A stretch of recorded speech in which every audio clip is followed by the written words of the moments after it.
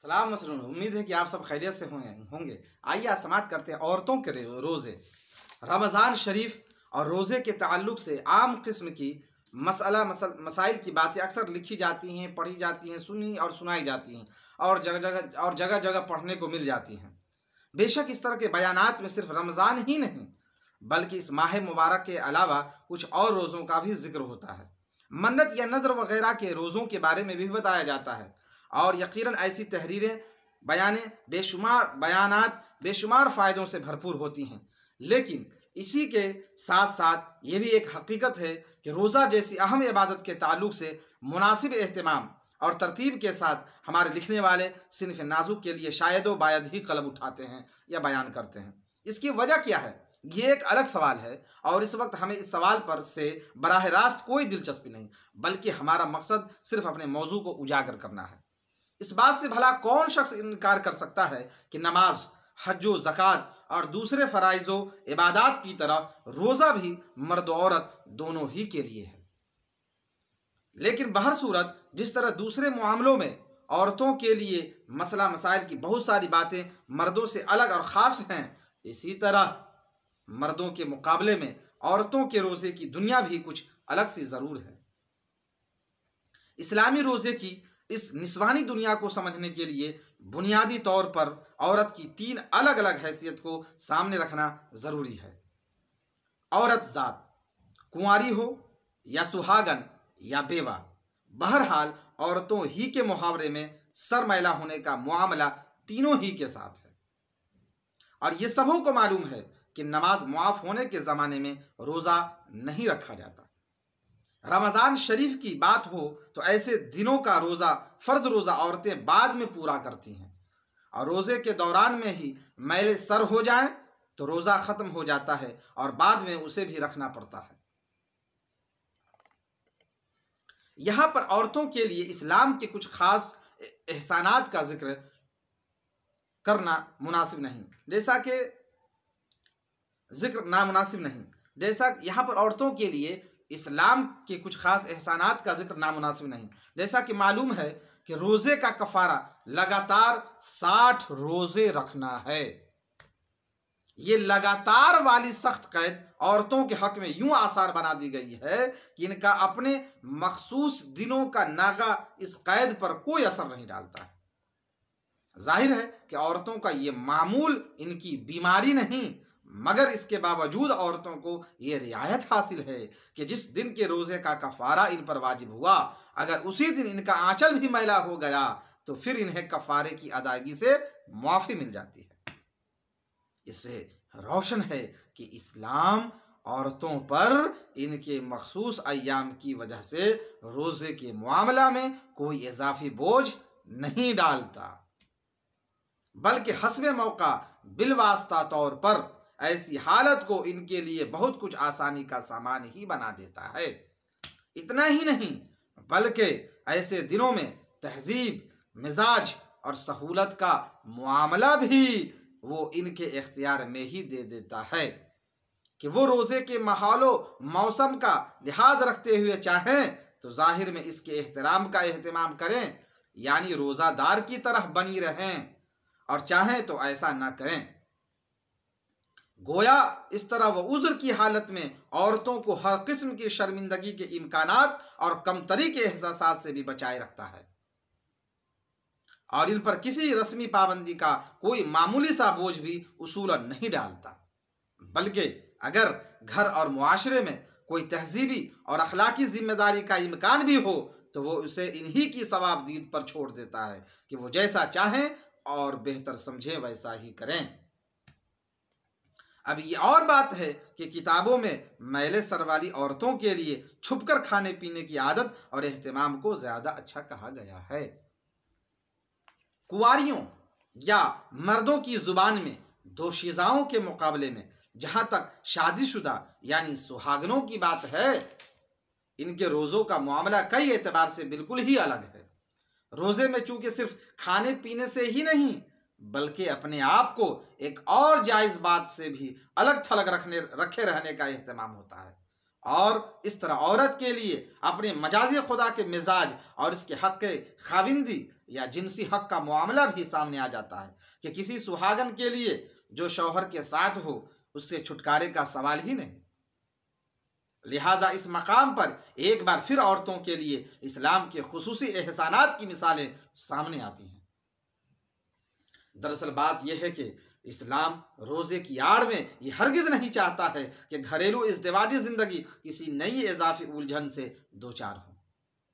और सुहागन औरत के लिए कोई मामूली सी भी इजाफी मुश्किल सामने आ जाए। मसलन ये कि वो घर और खानादारी की जिम्मेदारियां भी निभा रही हो, रोज़े की हालत में बावर्ची खाने के काम भी कर रही हो, शौहर नामदार के लिए अच्छे अच्छे खाने और पकवान भी बना रही हो और बहैसियत खाविद ही सही उसे एक हद दर्जा बदमिजाज और खुदा नातरस इंसान के गुस्सा और नाराज़गी का निशाना भी बनना पड़े और घरेलू माहौल में नाखुशगवारियां भी पैदा हों। लिहाजा वो एक रोज़ादार सुहागन को इस बात की रियायती इजाज़त देता है कि वो शौहर की बदमिजाजी और नाराज़गी से बचने के लिए खाने का नमक और मज़ा चख सकती है। चखने से मुराद ज़बान पर रखकर मज़ा दरियाफ्त करना और इसे एहतियात से थूक देना है ताकि चखी जाने वाली चीज में से कुछ भी हलक में न जाने पाए। जहां तक शौहर के जिनसी हक का मामला है, इस सिलसिला में भी इस्लाम का इंसाफ और एहतमाम दीदनी है। अगर एक तरफ इस्लाम मर्दों के ताल्लुक से नफली रोजे की ऐसी आदत को पसंद नहीं करता जिससे बहैसियत बीवी औरत की जिनसी तस्कीन का हक मारा जाए, तो दूसरी तरफ वो इस बात की भी इजाज़त नहीं देता है कि सुहागन के नफली रोज़े से मर्द की जिनसी तस्कीन के हक मारे जाए। बुखारी शरीफ की वो हदीस ही मशहूर नहीं है जिसमें हज़रत अबू दरदा रज़ी अल्लाह ताला अन्हु का वाक़या आया है कि इनके नफली रोज़े और तहज्जुद की वजह से इनकी बीवी जब बुझी बुझी सी रहने लगी और ये बात रसूल पाक के सामने आई, तो आपने हज़रत अबू दरदा को बीवी के हुकूक की अदायगी की भी ताकीद फरमाई। बल्कि बुखारी शरीफ में भी मौजूद इस हदीस का मजमून भी मालूम मारूफ है कि नबी करीम सल्लल्लाहु अलैहि वसल्लम ने फरमाया कि औरत का शौहर घर पर मौजूद हो तो वो इसकी इजाज़त के बगैर रोज़ा नहीं रख सकती। हजरत सफवान ने जो एक जवासाल खाविन थे, बीवी की नफली इबादत और नफली रोज़ों में मशगूलियत से अपनी जिनसी ज़रूरत और ख्वाहिश के लिए पैदा होने वाली मुश्किलात का मामला जब रसूल अक़दस की खिदमत में रखा था तो आपने ये बात कही थी। रमज़ान के रोज़े बेशक शौहर या बीवी की ऐसी मुदाखलत उसे आज़ाद हैं, ऐसी मुदाखलत से आज़ाद हैं कि ये खुदा का हक है और इसमें किसी बंदे की मुदाखलत का सवाल कहाँ। अलबत्ता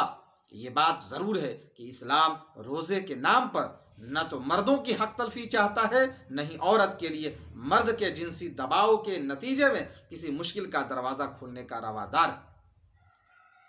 इसलिए वो औरतों यानी सुहागनों को शौहर की इजाज़त के बगैर नफली रोज़े रखने से मना करता है। शरई मसाइल की किताबों में है कि शौहर की इजाज़त के बगैर औरत न तो नफली और मन्नत के रोज़े रख सकती है और न ही इसकी इजाज़त के बगैर ऐसे रोज़े की क़ज़ा पूरी कर सकती है। हाँ, अगर रोज़ा रखने में यकीनी तौर पर शौहर का हरज न हो तो वह इसकी इजाज़त के बगैर बल्कि इसकी मुमानात के बावजूद भी ऐसे रोज़ों की क़ज़ा रख सकती है। अलबत्ता ये बात अपनी जगह है कि नफली और मन्नत के रोज़े रखने के लिए सुहागन को शौहर की इजाज़त हासिल होना ज़रूरी है और इसकी बुनियादी हिकमत यही है कि नफली इबादत के शौक़ को इस्लाम इस देवाजी ज़िंदगी में हक तलफी और तलखी के रास्ते खोलने का कोई इम्कानी ज़रिया भी बनने नहीं देना चाहता है। बल्कि रोज़ा जैसी इबादत से मर्द औरत की जिनसी ज़िंदगी में अगर किसी किस्म की दुश्वारी और उलझन पैदा होने का मौहूम सा इम्कान भी हो तो वो खुसूसियत के साथ औरतों की भलाई और खुशगवार इस देवाजी ज़िंदगी की खातिर इसे बंद कर देता है। रही बात माह सियाम के रोज़ों की,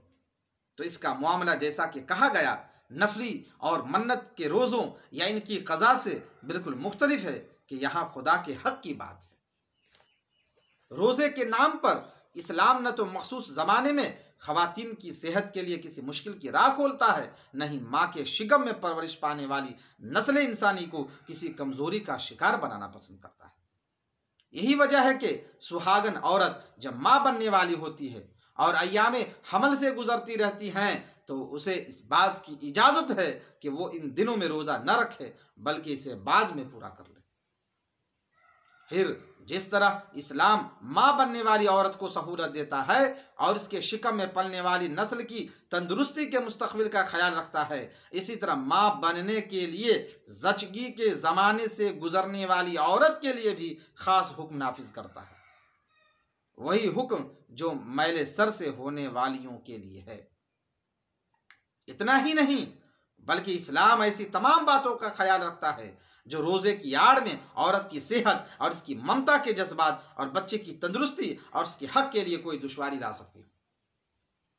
माँ बनने वाली की तरह दूध पीते बच्चा की माँ बन जाने वाली यानी दूध पिलाने वाली औरतों को भी इस्लाम ये इजाज़त देता है कि वो चाहें और मुनासिब समझें तो इन दिनों के रोज़े बाद में पूरे कर लें। अल्लाह अकबर।